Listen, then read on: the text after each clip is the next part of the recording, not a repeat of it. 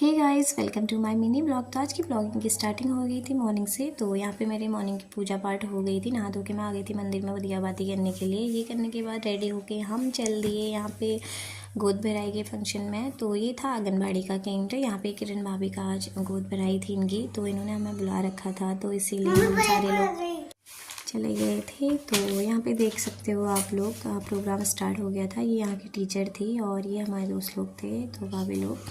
तो हम सभी लोगों ने केक करके इनके गोद भराई की रस्म करी यहाँ पे। फिर हम आ गए थे यहाँ पे फास्ट फूड खाने के लिए। और ये देखो सबके हाथ में समोसे थे, ये बच्चे भी थे, भाभी लोग सारे ही थे। ये यहाँ पे उसके बाद हम फिर आ गए थे घर को। देन इवनिंग में हम गए इवनिंग वॉक पे, और यहाँ पे बच्चों को लेके थोड़ा खेलने के लिए भी सही रहता है। देन उसके बाद हम चल दिए पार्लर की ओर। यहाँ पे भाभी को करनी थी थ्रेडिंग, तो भाभी ने अपनी थ्रेडिंग डन करवाई। उसके बाद हम चल दिए सामान लेने पूजा का, क्योंकि कल से नवरात्रि स्टार्ट है। आज के लिए इतना, मिलते